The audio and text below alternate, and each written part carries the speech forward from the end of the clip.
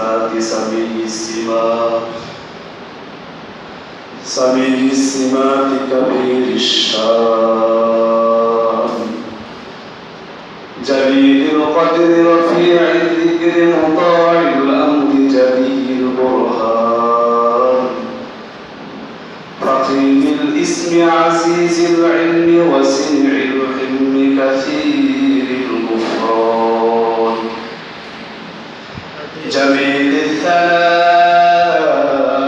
جزيل العطاء مجيب الدعاء عميم الإحسان سريع الحساب شديد العقاب أليم العذاب عزيز السلطان ونشهد أن لا إله إلا الله وحده لا شريك له لا مثل له ولا ند له ولا حد له ولا نظير له لا مثل له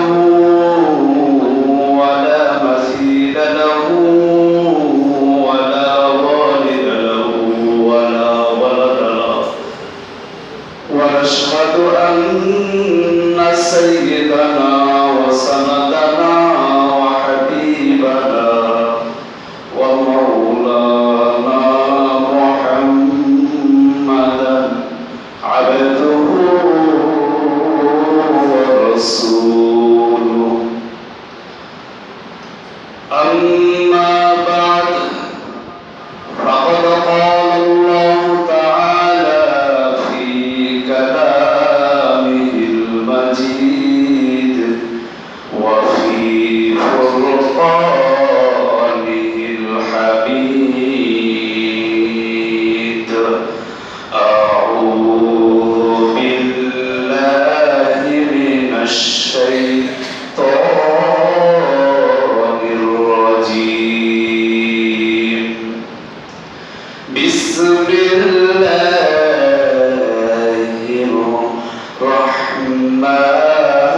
الرحمن الرحيم فمن تاب من بعد ظلمه وأصلح فإن الله يتوب عليه إن الله غفور رحيم وعن أبي موسى عبد الله القيس الأشعري رضي الله تعالى عنه عن النبي صلى الله تعالى عليه وسلم قال إن الله يبسط يده بالليل ليتوب مسيء النهار ويبسط يده بالنهار ليتوب مسيء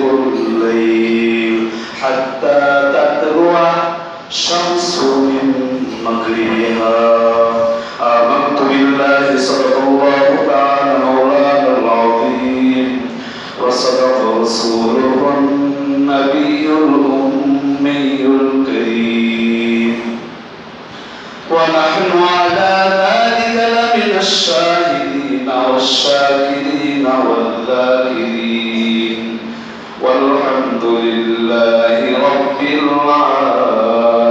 العالمين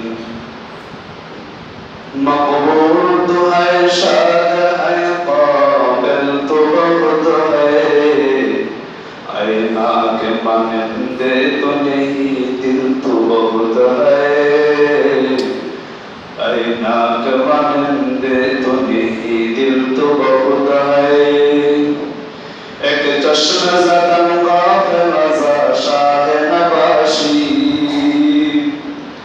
ایک چشم زدن غافل ازا شاہ نباشی شاید کہ نگاہ کند گاہ نباشی شاید کہ نگاہ کند گاہ نباشی الفا में बराबर के वफा हो के जफा हो,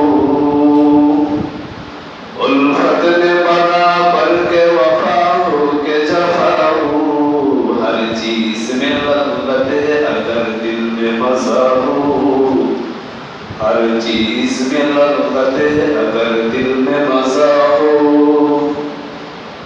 दुनिया में हो दुनिया का तलबगार नहीं हो, दुनिया में दुनिया का तलबगार नहीं हो, बाजार से गुजर खरीदार नहीं हो, बाजार से गुजर खरीदार नहीं हो। ला इलाहा और इल्लल्लाह में नुक्ता नहीं, देखिए क्या मंज़र है कुदरत के इस पैगाम में, देखिए क्या मंज़र है कुदरत के इस पैगाम में। आग़ज़ाना गैर मुमकिन है मोहम्मद की कसम, आग़ज़ाना गैर मुमकिन है मोहम्मद की कसम, आग़ज़ाना गैर मुमकिन है मोहम्मद की कसम। एक नुक्ता के भी गुंजाइश नहीं इस्लाम में, एक नुक्ता के भी गुंजाइश नहीं इस्लाम में। মহান রব্বুল ইজ্জত ওয়াল জালালের শাহী দরবারে অসংখ্য অগণিত এবং অনন্ত কৃতজ্ঞতা আদায় করছি যে মহান রব্বুল ইজ্জত ওয়াল জালাল আমাদেরকে দীর্ঘ এক সপ্তাহ অতিবাহিত করে সুস্থতার নিয়ামত এনায়েত করে, যে মহান রব্বুল ইজ্জত ওয়াল জালাল তিনার হাজার হাজার লক্ষ লক্ষ বান্দাদের থেকে মুনতাখাব করে নির্বাচিত করে সুস্থতার নিয়ামত দান করে এই পবিত্র জুমার দিনে আমাদেরকে তিনার ইবাদত করার জন্য এই পৃথিবীর মধ্যে সর্বোৎকৃষ্ট জায়গা, সবচেয়ে উৎকৃষ্ট ঘর আল্লাহর ঘরে সমাবেত হওয়ার তৌফিক এনায়েত করেছেন। এই জন্য মনকে উজাড় করে অন্তরের অন্তরস্থল থেকে রব্বে কারীমের কৃতজ্ঞতা আদায় করি আলহামদুলিল্লাহ। এই জুমাকে জুমা বলে কেন নামকরণ করা হয়েছে? এর মধ্যে তিনটা উক্তি রয়েছে। এর মধ্যে একটা উক্তি হলো আপনার আল্লামা হাফেজ ইবনে হাজার আসকালানী রাহমাতুল্লাহি আলাইহি, যিনি ফাতহুল বারী ফি শারহিল বুখারী মুসান্নিফ, তিনি জুমাকে জুমা বলে কেন নামকরণ করা হয়েছে একটা কারণ বলেছেন। তিনি ছাড়াও আরো দুইজন মুহাদ্দিস, আকাবেল মুহাদ্দিস, তারা দুইটা কারণ বলেছেন। তবে একটা কারণ বলি যে হাফেজ ইবনে হাজার আসকালানী রাহমাতুল্লাহি আলাইহি তিনি লিখেন, সুমিয়াতিল জুমাআতু জুমাআতান লিআন্নাল্লাহা জামাআল মা'a ওয়া তিনা লিআদামা ফি হাযাল ইয়াওম। যে জুমাকে জুমা বলে এই জন্য নাম করা হয়েছে লিআন্নাল্লাহা তাআলা জামাআল মা'a ওয়া তিনা লিআদামা ফি হাযাল ইয়াওম। এই জুমার দিনে আল্লাহ তাআলা আমাদের নবী সাইয়্যিদুনা আদম আলাইহিস সালাতু ওয়াস সালামকে সৃষ্টি করার জন্য আল্লাহ তাআলা এই জুমার দিনে মাটি আর পানিকে একত্রিত করেছেন। এই জন্য জুমাকে জুমা বলে নামকরণ করা হয়েছে। বদরুদ্দিন আইনি রহমতুল্লাহি আলাইহি উমদাতুল কারি ফি শারহিল বুখারীতে তিনি একটি কারণ লিখেছেন, সুমিয়াতিল জুমাআতু জুমাআতান লিআন্নাল্লাহা ইয়াজমাউ ইবাদাহু ফি হাযাল ইয়াওম কাআন্নাহুম জারাদুন মুনতাশির। যে জুমাকে জুমা বলে এই জন্য নামকরণ করা হয়েছে যে আল্লাহ তাআলা এই জুমার দিনে তিনার বান্দাদের সকলকে একত্রিত করবেন। কাআন্নাহুম জারাদুন মুনতাশির, তাদের দৃশ্যটা দেখলে বিক্ষিপ্ত পঙ্গপালের ন্যায় তারা কবর থেকে উঠবে। যখন সাইয়্যিদুনা ইসরাফিল আলাইহিস সালাতু ওয়াস সালাম সিংহায় ফুৎকার দিবেন, তখন মানুষগুলো কবর থেকে উঠে দাঁড়িয়ে যাবে, উপরের দিকে তাকিয়ে থাকবে, আর সকলে হাসর ময়দানের দিকে দৌড়াতে থাকবে। এই কঠিন পরিস্থিতির সময় সাইয়্যিদাতুনা হযরত আয়েশা রাদিয়াল্লাহু তাআলা আনহা বিশ্বনবী সাল্লাল্লাহু আলাইহি সাল্লামকে জিজ্ঞাসা করলেন, ইয়া রাসূলুল্লাহ, আপনি তো বললেন যে হযরত ইসরাফিল আলাইহিস সালাতু ওয়াস সালাম যখন সিংহায় ফুৎকার দিবেন, হযরত ইসরাফিল আলাইহিস সালাতু ওয়াস সালাম যখন সিংহায় ফুৎকার দিবেন, তখন মানুষগুলো কবর থেকে উঠে দাঁড়িয়ে হাসরের ময়দানের দিকে দৌড়াতে থাকবে। তাহলে ওই সময় মানুষের পরনে তো কোনো কাপড় থাকবে না, একজনের দৃশ্য লজ্জাস্থান আরেকজন দেখতে পাবে। তখন আয়েশা রাদিয়াল্লাহু তাআলা আনহা এই প্রশ্নের জবাবে বিশ্বনবী সাল্লাল্লাহু আলাইহি ওয়াসাল্লাম বলেন, হে আয়েশা শোনো, ওই মুহূর্তটা এমন কঠিন হবে, ওই মুহূর্তটা এমন কঠিন হবে যে ওই সময় প্রত্যেকটা মানুষ তার ঠিক থাকবে না। যখন হযরত ইসরাফিল আলাইহিস সালাতু ওয়াস সালাম সিংহায় ফুৎকার দিবেন, তখন মানুষগুলো চেহারা উপরের দিকে থাকবে আর সকল হাসর ময়দানের দিকে দৌড়াতে থাকবে। ওই জন্য প্রত্যেকটা মানুষের মধ্যে তখন একটা জিনিসের কাজ করবে, ইয়া নাফসি ইয়া নাফসি, এই উপরের দিকে তাকাইবে, অনেক হাজার হাজার বছর চলে যাবে, এমন কঠিন পরিস্থিতির রূপ ধারণ করবে ওই অবস্থাটা। তাহলে কিভাবে একজন আরেকজনের দিকে তাকাবে? কথা বুঝে আসছে তো? বিক্ষিপ্ত পঙ্গপালের ন্যায় এই জুমার দিনে আল্লাহ তাআলা তিনার বান্দাদেরকে কবর থেকে উঠাবেন, এই জন্য জুমাকে জুমা বলে নামকরণ করা হয়েছে। আমার আলোচ্য বিষয় চলতেছে 3 সপ্তাহ যাবৎ মানুষের হায়াতে জিন্দেগির মধ্যে প্রথম তার জীবনকে আল্লাহর নেক বান্দার সুরতে উপস্থাপন করতে হলে প্রথম যে কাজটা করতে হবে, সে বালেগ হওয়ার পর ইবাদত করতে হবে। কি করতে হবে? কথা বলেন না কেন? ইবাদত করতে হবে। তবে আমাদের ইবাদতের চেয়ে গুনার সংখ্যাটা বেশি হয়, ঠিক কি না? ইবাদতের চেয়ে আমাদের গুনার সংখ্যাটা বেশি হয়। এই জন্য আমরা ইবাদত করার আগে আমাদের দিলকে আগে ফিট করতে হবে, আমাদের জীবনকে গুনাহমুক্ত করতে হবে। আমাদের জীবনকে গুনাহমুক্ত করলে দিল ঈমানের নূরে নূরান্বিত হবে। তখন ভালো কাজগুলো করতে আপনার ভালো কাজ করার প্রতি আপনার লোভবোধ সৃষ্টি হবে, আগ্রহ উদ্দীপনা সৃষ্টি হবে। যার আমলনামার মধ্যে একটা কবিরা গুনাহ থাকবে, জাহান্নাম তার জন্য যথেষ্ট। আর সগীরা গুনাহগুলো যদি থাকে, সগীরা গুনাহগুলো নফল ইবাদতের মাধ্যমে আল্লাহ দূর করে দেন। এক হাদিসে এসেছে, বুখারীর বর্ণনা, বিশ্বনবী সাল্লাল্লাহু আলাইহি ওয়াসাল্লাম সাহাবাদেরকে বলতেছেন, লক্ষ্য করে যে যদি একটা ব্যক্তি তার ঘরের পাশে একটি পুকুর থাকে, নদী থাকে, এই নদীতে যদি সে 5 বার দৈনিক 5 অথবা 5 বার গোসল করে, তার শরীরে কোনো আলবিন তরাবিহীন সেই তার শরীরে কোনো ময়লা থাকবে? সকল সাহাবায়ে সাথে জবাব দিলেন, না না, তার শরীরে কোনো ময়লা থাকতে পারে না।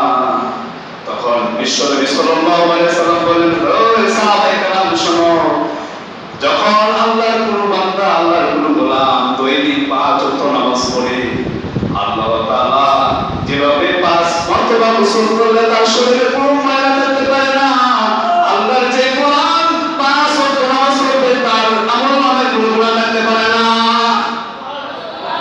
তবে এই হাদিসের ব্যাখ্যায় মুহাদ্দিসিন কেরাম লিখেছেন যে 5 ওয়াক্ত নামাজ পড়ে তার তুলনা বিশ্বনবী সাল্লাল্লাহু আলাইহি ওয়াসাল্লাম ওই ব্যক্তির সাথে তুলনা দিয়েছেন যে 5 মর্তবা গোসল করে, 5 মর্তবা গোসল করলে যেভাবে তার শরীরে কোনো ময়লা থাকতে পারে না, এরকম ভাবে যে 5 ওয়াক্ত নামাজ পড়বে তার আমলনামায় কোনো গুনাহ থাকতে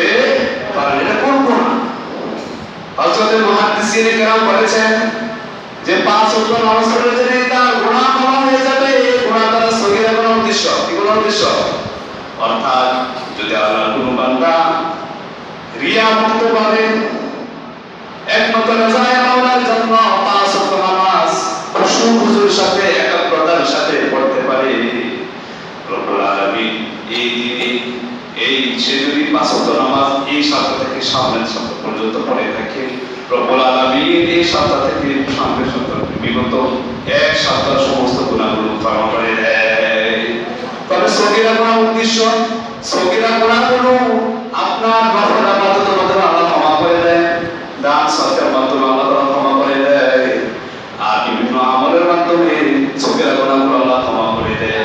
কিন্তু কবিরা গুনাহ, সবচেয়ে বড় কবিরা গুনাহগুলো এগুলো আপনার তওবা ছাড়া কি হয় না, তওবা ছাড়া মাফ হয় না। এত জঘন্যতম অপরাধ কবিরা গুনাহ, এত জঘন্যতম অপরাধ যারা আমল নামায় একটা কবিরা গুনাহ থাকে, বিশ্বনবী বলেন তার জন্য জাহান্নাম যথেষ্ট। আর এই কবিরা গুনাহ থেকে এখন প্রশ্ন করতে পারেন যে কবিরা গুনাহ থেকে আমরা কিভাবে পরিত্রাণ পাবো, কবিরা গুনাহ থেকে আমরা কিভাবে মুক্ত পাবো? রাস্তা আছে কি আছে না? কথা বলেন না কেন? কোন রাস্তা আছে কি আছে না? আছে। বিশ্বনবী সাল্লাল্লাহু আলাইহি ওয়াসাল্লাম কবিরা গুনাহ কিভাবে মাফ করতে হয় একটা পদ্ধতি শিখিয়ে দিয়ে গেছেন। সেই পদ্ধতিটা হলো তাওবা। কি?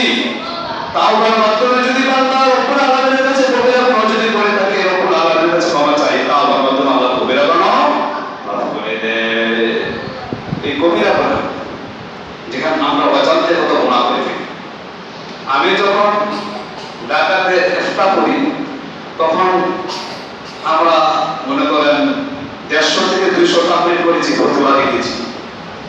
ওই ফতোয়াগুলোর মধ্যে একটা ফতোয়া হচ্ছে যেটা আমার উস্তাদে মুহতারাম মুফতি মুজাফফর মাহমুদ দামাত বারাকাতুহু আমাকে দিয়েছিল, ওনার মুশরিক ছিলাম আমি।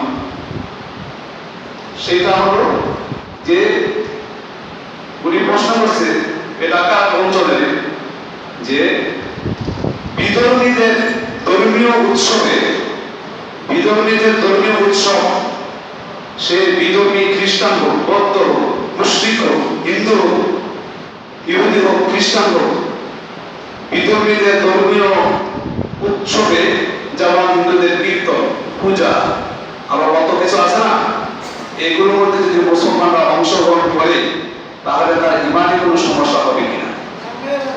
এই মাসালাটা ইমানগত মাসালা, ইমানে কোনো সমস্যা হবে কিনা? মারাত্মক।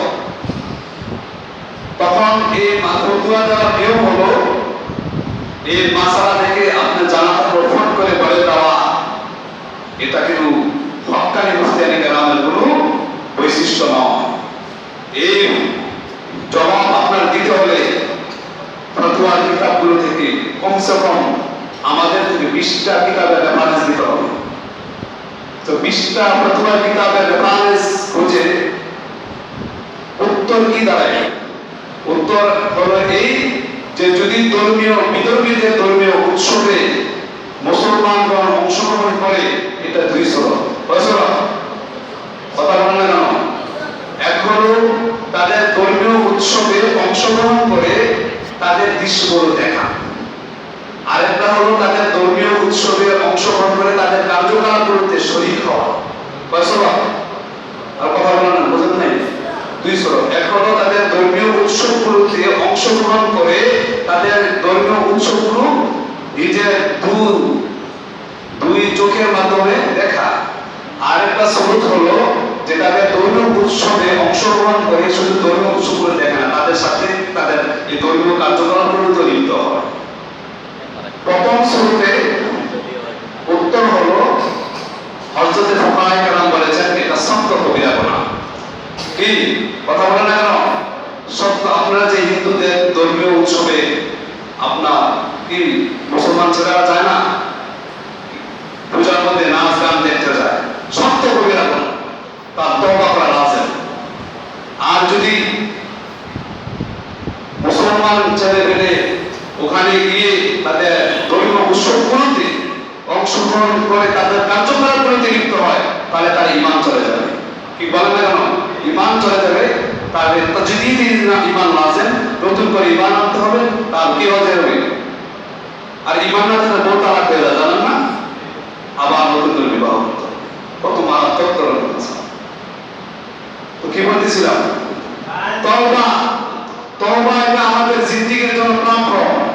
তওবা করতে হবে। তওবা হলে কবিরা গুনাহ যদি আমাদের অন্তরে, আমাদের আমলনামায় থাকে, একটা জাহান্নাম যথেষ্ট। জাহান্নামে হওয়ার জন্য কি যথেষ্ট? এই জন্য তওবা আমাদের করতে হবে। তওবা আমাদের করতে হবে।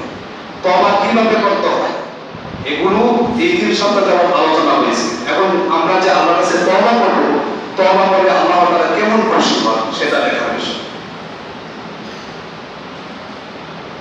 عن أبي حمزة أنس بن مالك الأنصاري خادم رسول الله صلى الله تعالى عليه وسلم قال قال رسول الله صلى الله عليه وسلم الله أفرغ بتوبة عبده من أحدكم سقط على بعيره وقد أضله في أرض فلات। বুখারী মুসলিমের বর্ণনায় আবু হামজা আনাস ইবনে মালিক আল আনসারী রাদিয়াল্লাহু তাআলা তিনি বিশ্বনবী সাল্লাল্লাহু আলাইহি ওয়াসাল্লামের 10 বছর খাদেম ছিলেন। কত বছর? ওই রাসূলের খাদেম এই হাদিসটা রওয়ায়াত করেছেন। তিনি বলেন বিশ্বনবী সাল্লাল্লাহু আলাইহি ওয়াসাল্লাম বলেছেন আল্লাহ তাআলা তার বান্দার তওবার দ্বারা কেমন খুশি হয়। আল্লাহু আকরাহু বিতাওবাতি আবদিহি, আল্লাহ তার বান্দার তাওবা দ্বারা এমন খুশি হয়। একটা এক্সাম্পল দিচ্ছেন, উদাহরণ পেশ করছেন। বিল বায়ান, বায়ানের জন্য এখানে মিন আহাদিকুম, মনে করো তোমাদের থেকে একজন সাকাতা আলা বাইরিহি, একটা মরুভূমিতে যাচ্ছে, সেটা এই বাহন থেকে পড়ে গেছে জমিনে। কোথায়? জমিনে। وقد أضله في أرض فلات, আর এই লোকটা সে মরুভূমিতে হারিয়ে ফেলেছে। কি বলছে? হারিয়ে ফেলেছে। এটা হলো বুখারী ও মুসলিমের যৌথ রওয়ায়াত। ওফি রওয়ায়াতুল মুসলিম, মুসলিমের রওয়ায়াতে আসছে যে আল্লাহু আশাদ্দু ফারহান বিতাওবাতি আবদিহি, আল্লাহ তাআলা তার বান্দার তওবা দ্বারা অধিক পরিমাণ খুশি হন। কেমন খুশি হন? হিনা ইয়াতুবু ইলাইহি, যখন আল্লাহ তাআলা বান্দা তার আল্লাহর নিকট তওবা করে, আল্লাহর নিকট। যেমন মিন আহাদিকুম, তোমাদের থেকে কেউ কান আলা ওয়াহিদাতি, একটা বাহনের উপর ছিল, বিআউদিন ফালাতিন, বিশাল মরুভূমিতে যেখানে কোনো বৃক্ষরাজি নেই। ফালাতাত মিনহু, অতঃপর ওই লোকটা তার থেকে পালিয়ে গেল। কি কথা বলা না কেন? পালিয়ে গেল। ওয়া আলাইহা তুআবুহু ওয়া শারাবুহু, অথচ ওই উটের উপর তার খাদ্য ছিল, পানীয় ছিল। ওয়াকাদ আইসা মিনহা, আর সে এটা অনুসন্ধান করতে করতে করতে করতে নিরাশ হয়ে গেছে, খুঁজে পাচ্ছে না। তাআতা সাজাওয়াতান, এটা আপনার মুসলিম শরীফের রওয়ায়াত, হাদিসটা আমি বলতেছি। তাআতা সাজাওয়াতান, মনোযোগ সহকারে শুনবেন। তাআতা সাজাওয়াতান, সে ক্লান্ত হয়ে একটা বৃক্ষের কাছে আসে। ফাস্তাজা ফি দিল্লিহা, অতঃপর সে ওই বৃক্ষের ছায়া নিতে একটু আরাম করে ক্লান্ত হয়ে গেছে। কথা বুঝে আসছে? ওয়াকাদ আইসা মিন ওয়াহিদাতি, অবশ্যই সে তার উট পাওয়া থেকে নিরাশ হয়েছে। ফাবাইনামা হুয়া কাযালিকা ইয হুয়া বিহা কায়িমাতুন ইনদাহু, এমন সময় যখন সে ঘুম থেকে একটু উঠছে, দেখে যে উটটা, যে উট বাহনটা সে অনুসন্ধান করতে করতে করতে ক্লান্ত হয়ে গিয়েছিল, এই উটটা হঠাৎ তার সামনে দাঁড়িয়ে আছে। কথা বুঝে আসছে? ফাআখাযা বিখতামিহা, অথবা সে ওই উটের লাগামে ধরল। সুম্মা ক্বালা মিন শিদ্দাতিল ফারহি, অতঃপর সে অত্যধিক আনন্দে বলে বলল কি আল্লাহুম্মা আনতা আবদি ওয়া আনা রাব্বুক, হে আল্লাহ আনতা আবদি, তুমি আমার বান্দা, ওয়া আনা রাব্বুকা, আমি তোমার প্রভু। ওয়া আখতা মিন শিদ্দাতিল ফারহি, আল্লাহ হাবিব সাল্লাল্লাহু আলাইহি ওয়াসাল্লাম বলেন, আসলে বাবা কি বলতো, আয় আল্লাহ আমি তোমার বান্দা, তুমি আমার প্রভু, ঠিক না? সে বলে বলছে কি আল্লাহুম্মা আনতা আবদি, হে আল্লাহ তুমি আমার বান্দা, ওয়া আনা রাব্বুকা আমি তোমার প্রভু। উঠাই গেল না কথাটা? কেন বলছে? আল্লাহ নবী বলছে। আসলে কি সঙ্গে বলছে কথাটা? না, আখতা মিন শিদ্দাতিল ফারাহি, সেই কথাটা বলছে অত্যধিক আনন্দের কারণে। অর্থাৎ একটা লোক মরুভূমিতে ছিল পাহাড়ের উপর, এই বাহনটা এই উটটা থেকে পালিয়ে গেছে। পালিয়ে যাওয়ার পর এই উটটা খাদ্য ছিল, পানীয় ছিল, প্রয়োজনীয় জিনিস ছিল। তারপর সে এখন মরুভূমিতে কোথায় যাবে? হাহাকার, কত কষ্ট। এই কষ্টের মধ্যে সে কি বিকেলেছে, শুইছে। তারপর হঠাৎ তার সামনে উটটা দেখতে পেয়েছে। সে কেমন আনন্দিত হয়েছে। তো শোনো, আল্লাহ কোন বান্দা যদি আল্লাহ জমিনে থাকা অবস্থায় আল্লাহর কাছে তওবা করে, আল্লাহ তাআলা ওই ব্যক্তির চেয়ে বেশি খুশি হন। কথা বুঝে আসছে? আল্লাহ তাআলা শেষ রাত্রে এসে শেষ আসমানে এসে বান্দাদেরকে আহ্বান করে, আলা মিন মুস্তাগফিরিন ফাগফিরনা, আলা মিন মুস্তাযিকিন ফারযুকা, আলা মিন মুবতালান ফাআফিয়া। আজকে আমার বান্দাদের মধ্যে কোনো গুনাহগার আমার কাছে ক্ষমা চাও, আমি তোমার গুনাহগুলোকে ক্ষমা করে দেব। আলা মিন মুস্তাযিকিন ফারযুকা, জমিনের মধ্যে থাকাকালীন কোন আল্লাহর বান্দা কি আছে অনটনে ভুগতেছো, তিন বেলা তোমার খানা জুটতেছে না, তিন বেলা তোমার খানা নসিব হচ্ছে না, এমন কোন লোক আছো কি? যদি থাকো অভাব অনটনে, আমার কাছে চাও, রিজিক চাই আল্লাহ। গভীর রজনীতে আমি তাহাজ্জুদ পড়ে আপনার কাছে চাচ্ছি, আল্লাহ আমার রিজিক, আমি তিন বেলা আমার খানা জুটে না, তিন বেলা আমার খানা জুটে না, আমি রিজিকে আমার অনটন, আয় আল্লাহ আমার অনটন দূর করে আপনার উত্তম রিজিকের ব্যবস্থা করো। তখন আল্লাহ বলেন, আমি তার দোয়াটা কবুল করে তাকে উত্তম রিজিকের আমার নিজ গায়বী খাজানা থেকে পূরণ করে দিই। এরপর থেকে সে আর কখনো অভাব অনটনে থাকবে না। এই জন্য আল্লাহ তাআলা শেষ আসমানে এসে আহ্বান করতে থাকে তার বান্দাদেরকে, আলা মুস্তাগফিরিন, কোন ক্ষমা প্রার্থী আছো কি? ক্ষমা চাও, ফাআফিয়া, আমি ক্ষমা করে দিব। আলা মিন মুস্তাযিকিন ফারযুকা, তোমাদের মধ্যে এমন কোন লোক আছো কি যে অভাব অনটনে লিপ্ত আছে, আমার কাছে রিজিক চাও, আমি তাকে রিজিক দিয়ে দেব। আলা মিন মুবতালান ফাআফিয়া, তোমাদের মধ্যে এমন কোন লোক আছে কি যারা কঠিন রোগে আক্রান্ত, কি কঠিন রোগে আক্রান্ত এবং বিপজ্জনক অবস্থাতে আছে, আমার কাছে ওই কঠিন রোগ থেকে আরো বলার জন্য দোয়া চাও। আর যদি কোন কঠিন মুসিবতে তুমি লিপ্ত থাকো, ওই কঠিন মুসিবত থেকে পরিত্রাণের জন্য আমার কাছে চাও, পরিত্রাণ চাও, ফাআফিয়া, ওই রোগ থেকে, ওই বিপদ থেকে আমি আল্লাহ তোমাকে মুক্তি দিয়ে দেব। আল্লাহ তাআলা শুধু বাহানা দেখেন বান্দাদের জন্য, আমরা বুঝি না। عن أبي موسى عبد الله بن قيس الأشعري رضي الله تعالى عنه عن النبي صلى الله تعالى عليه وسلم قال إن الله يبسط يده بالليل ليتوب مسيء النهار ويبسط يده بالنهار ليتوب مسيء الليل حتى تطلع الشمس من مغربها। সুবহানাল্লাহ বলেন। সুবহানাল্লাহ।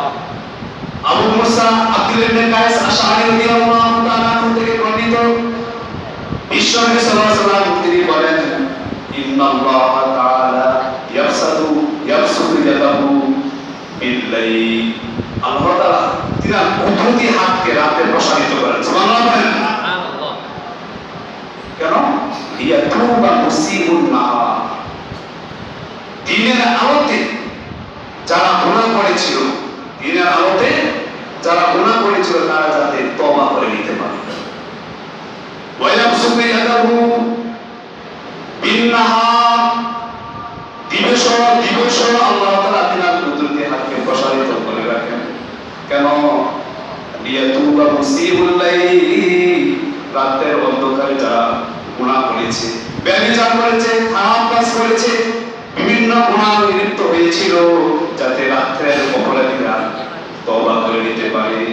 এটা কি একদিন দুই দিনের জন্য? আর কথা বলেন না, একদিন দুই দিনের জন্য?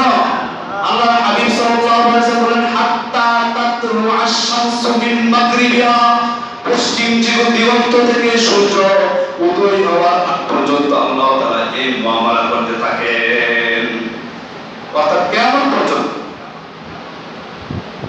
আবু হুরায়রা থেকে বর্ণিত, কার থেকে? আল্লাহর হাবিব সাল্লাল্লাহু আলাইহি ওয়াসাল্লামের জলিলুল কদর সাহাবী।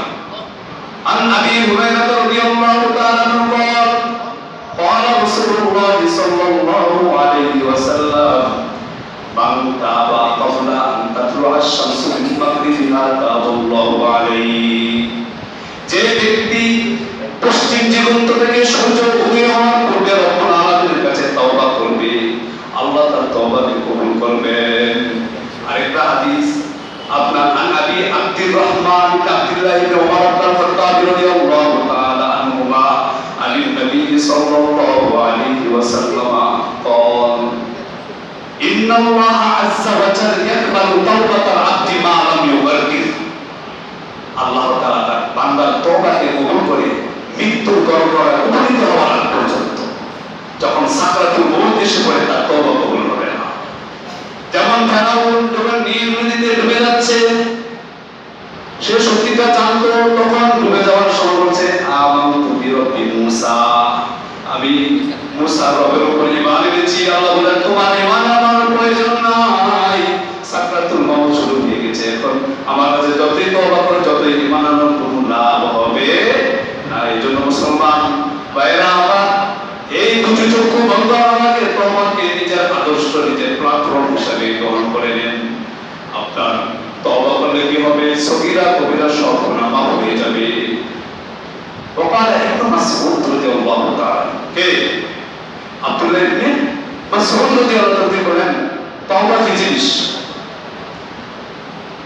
আন্নাদা তাওবা, কোন লজ্জিত হওয়া, তুমি যে অপরাধটা করছো এই অপরাধের উপর লজ্জিত হয়, লজ্জিত হই আর ভবিষ্যতে এই কাজটা কখনো করবা না,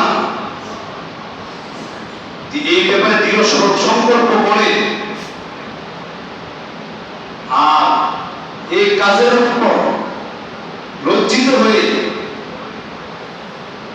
আর এই কাজটা তুমি আর কখনো করবে না, একটু মুখ পতন করতে হবে, এই নিয়তে এগুলো ফিট করে এই নিয়তগুলো আপনার পাকাপোক্ত করে যখন আল্লাহর কাছে ক্ষমা চাওয়া হয়, এটার নামে কি?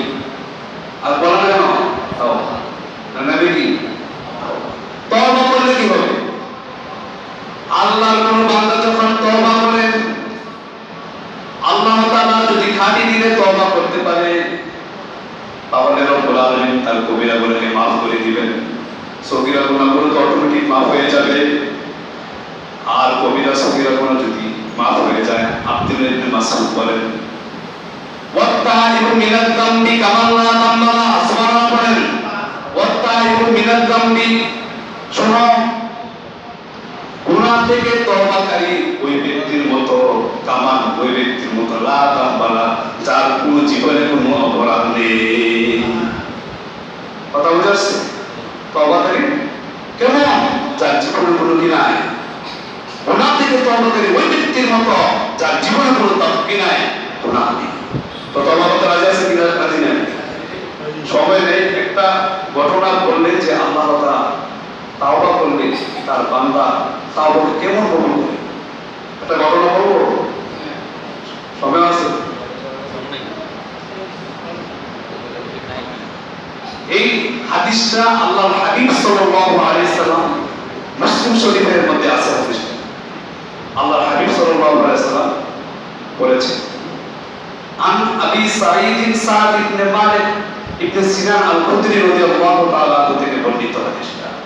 আল্লাহর হাবিব সাল্লাল্লাহু আলাইহি সাল্লাম বলেন যে কানা ফি মান কানা ক্বাবলাকুম রাজুলুন ওয়াতালা 99 নাফসান ফাসাআলা আন আ'লামা মিন আহলিল আরদি। আরবিটা আমি বাদ দিই, আপনার ঘটনাটা বলে দিই। আল্লাহর হাবিব সাল্লাল্লাহু আলাইহি ওয়াসাল্লাম সাহাবাদের কেরামের সামনে একটা ঘটনা বলতেছেন। যে তোমাদের পূর্বেকার একটা রূপ ছিল, কি ছিল? সে 99 জন মানুষ হত্যা করেছে। ফাসালা আন আলামা আহলিল আরদি, অথবা সে মানুষের কাছে জানতে চাইল, ভাই আমি তো জীবনে অনেক অপরাধ করেছি, তো এই পৃথিবীর মধ্যে সবচেয়ে বড় আলেম তোমাদের সন্তানে আছে, আমাকে জানিয়ে দাও, আমি তার কাছে গিয়ে ভালো হয়ে যাবো। কথা বুঝতে পারছেন? ফাতুল্লাহ আলা রাহিবিন ফাআতাহু ফাকাল ইন্নাহু কাতালা 99 নাফসা হাল্লাহু মিন তাওরাতিন।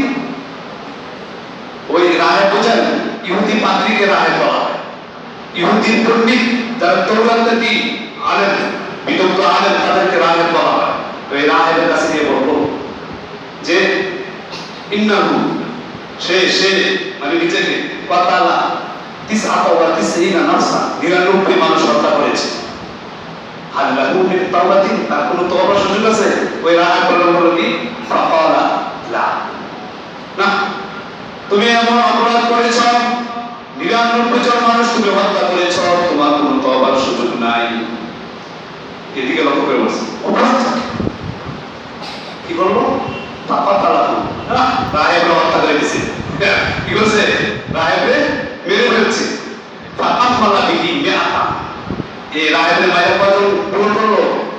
100 জন। 100 জন পূর্ণ করার পরে ফাসালা আন আলামা আহলিল আরদি, আবার পৃথিবীর মধ্যে সবচেয়ে বড় আলেমের সন্তান ছিল।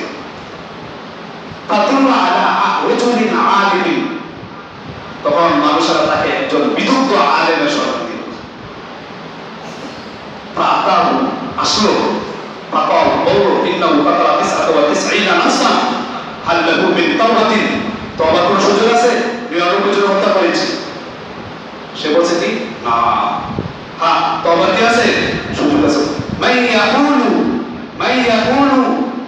বাইনাহু ওয়া বাইনাত তাওবাতি, তোমার মাঝে আর তাওবার মাঝে কে প্রতিবন্ধক সৃষ্টি করবে? তওবা করার সুযোগ আছে।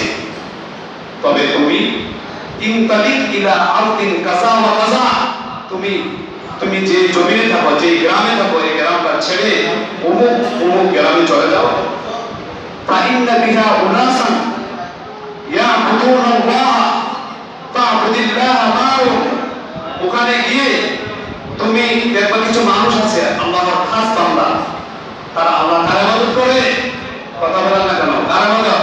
আল্লাহ তাআলা, আল্লাহর ইবাদত করে। ফা'বুদিল্লাহ মা'হুম, ওই জমিনে গিয়ে তুমি তাদের সাথে ইবাদতে আত্মনিয়োগ করবে। তারপরে এই কথা শুনে ওই লোকটা কি করলো? আর বলছে ওয়ালা তারজি ইলা আরজিকা, তুমি যে গ্রামে বসবাস করো, যে জমিনে বসবাস করো, ওইদিকে ফিরে যাবে। কেন? ফাইন্না, ওই গ্রামটা আপনার কি মন্দ এলাকা। কি এলাকা? অর্থাৎ তুমি যে এলাকার মধ্যে বসবাস করো, এটা মন্দ এলাকা, এখানে কি সব আল্লাহর ইবাদত করতে কি কম হয়। এই পরিবেশে থেকে তোমার এই অবস্থা হয়েছে। তো হাদিসে আল্লাহ নবী সাল্লাল্লাহু আলাইহি ওয়াসাল্লাম বলতে এই কথা বলছেন। লোকটা চলতে লাগলো। কি? ইদা নাসাফাত তরিকা, যখন রাস্তার মাঝখানে আসলো, ফাআতাহুল মাউত, মৃত্যু তার কাছে এসে গেল। মৃত্যু এসে গেল। তো যখন লোকটা মৃত্যুবরণ করে ফেলল, 2 জন ফেরেশতা তার রূহকে কবজ করার জন্য আসলো। এক হলো রহমতের ফেরেশতা, আর এক হলো আযাবের ফেরেশতা। কষ্ট হচ্ছে আপনাদের? 5 মিনিটের ভিতরে আমি আপনাদের অনুমতি দিয়ে ঘটনাটা শুরু করছি।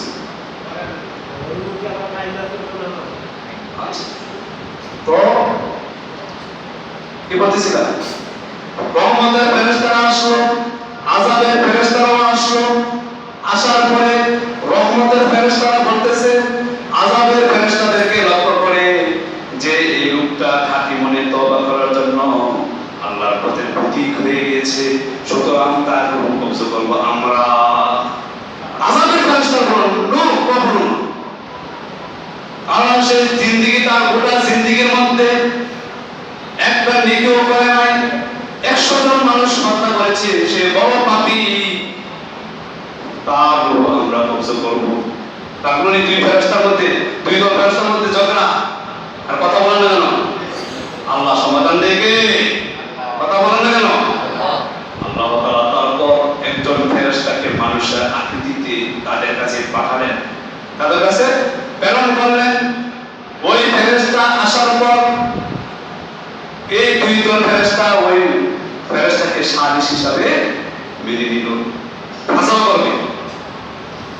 ওই ফেরেশতা বলতেছে যে সে রাস্তা রওনা হয়েছে, ওই রাস্তা থেকে তার যে মন্দ এলাকাটা আছে, যে এলাকা সে বসবাস করতো, এই এলাকা আর ওই নেক এলাকা, দুই দিকের রাস্তাকে পরিমাপ করো, দুই দিকের রাস্তাকে পরিমাপ করো, দূরত্বকে পরিমাপ করো। তো তারপর উভয় দল ফেরেশতা উভয় দিকের রাস্তার দূরত্বকে পরিমাপ করে দেখা গেল নেক এলাকা থেকে ওই লোকটা অর্ধ হাত এগিয়ে গিয়েছিল। কথা বলেন না কেন? তো তার রূহকে রহমতের ফেরেশতারা কবজা করে নিয়েছে, সে জান্নাতের মেহমান হয়ে গেছে। শুধু তওবা করে নাই, তওবার পরিকল্পনা করে তওবা করার জন্য সে ওই নেক এলাকার দিকে রওনা হয়েছিল। এই পরিকল্পনার কারণে আল্লাহ তাআলা তাকে জান্নাতের মেহমান বানিয়ে দিয়েছে। আল্লাহ, কথা বুঝে আসছে? তো লোকটা কিভাবে অর্ধ হাত এগিয়ে গিয়েছিল? এর কয়টা কারণ, তিনটা কারণ আছে। এই কথা আমরা বিশ্বাস করছি। এক নম্বর কারণ হলো যে লোকটা আসলে হামাগুড়ি দিয়ে বুকে বড় করে অর্ধ হাত এগিয়ে গিয়েছিল আল্লাহর কুদরতে। সুবহানাল্লাহ বলেন। আরেক রাওয়ায়াতে আসছে যে আসলে বিষয়টা এমন না, আল্লাহ তাআলা তার বান্দাকে এমন পছন্দ করেছে, আল্লাহ তাআলা উভয় দিকের রাস্তাকে নিজে হুকুম করছে যে মন্দ এলাকার দিকে, এই মন্দ এলাকার রাস্তা তুমি দ্রুত হয়ে যাও অর্ধ হাত, আর নেক এলাকার রাস্তাকে বললো তুমি অর্ধ হাত নিকটবর্তী হয়ে যাও। আল্লাহ কি নির্দেশ কি সবাই মানে না? কথা বলে না কেন? আল্লাহ কোরআন শরীফে এসেছে আল্লাহর হুকুম ছাড়া গাছের একটা পাতাও নড়ে না। তারপর আল্লাহ ফেরেশতা মানুষের আকৃতিতে প্রেরণ করলেন, ফেরেশতা বললো এই মনে করো, তখন দেখা গেল যে অর্ধ হাত সে নেক এলাকা দিয়ে নিকটবর্তী হয়ে গেছে। কথা বুঝে আসছে? তো এই ঘটনা দ্বারা আমাদের উদ্দেশ্য কি, ইবরাত হাসিল করলাম, কি শিক্ষা অর্জন করলাম? শিক্ষা এটাই যে একটা লোক যদি 100 জন হত্যা করে এত পাপী করে, সে তওবা নিয়তে নেক এলাকা থেকে রওনা হয়েছিল, ওখানে সে ইবাদত করবে, তওবা করে কি খাঁটি বান্দা হবে এই নিয়তে পরিকল্পনা করে নিয়ত করে সে রওনা হয়েছিল। আল্লাহ যদি তাকে ক্ষমা করে দিতে পারে, আর আমরা যদি আল্লাহর কাছে তওবা করি, আল্লাহ আমাদেরকে ক্ষমা করবে না? ওই আল্লাহ কোনো নাই।